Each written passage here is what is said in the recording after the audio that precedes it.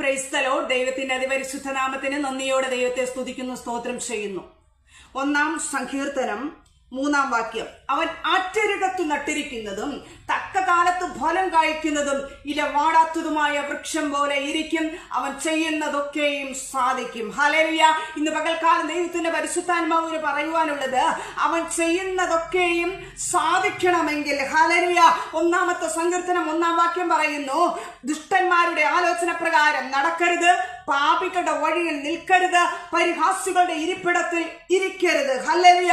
അത് കഴിഞ്ഞ് യഹോവയുടെ ന്യായ പ്രമാണത്തെ സന്തോഷിച്ച് അതിൽ ധ്യാനിക്കുന്ന വ്യക്തിയെ ഒരു ഭാഗ്യ പദവിയിൽ എത്തിയ ശേഷം ആറ്റരികത്തു നട്ടിരിക്കുന്നത്, തക്ക കാലത്തു ഫലം കായ്ക്കുന്നത്, ഇല വാടാത്തതുമായ വൃക്ഷം പോലെ ഇരിക്കും. ഹല്ലേലൂയ.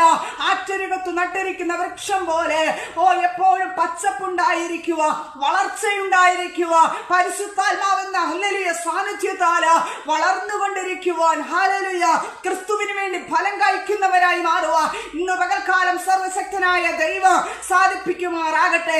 അങ്ങനെയുള്ള ഒരു വ്യക്തി ദൈവസന്നിധിയിൽ പ്രാർത്ഥിക്കുമ്പോൾ അവൻ ചെയ്യുന്നതൊക്കെയും സാധിക്കും. ഈ ദിവസങ്ങളില് കർത്താവ് പറഞ്ഞ വചനപ്രകാരം മുന്നേറിക്കൊണ്ട് ഈ ദിവസങ്ങളില് ദൈവം തരുന്ന വാഗ്ദത്തങ്ങളെ പ്രാപിച്ചെടുക്കുവാൻ ദൈവം സഹായിക്കും.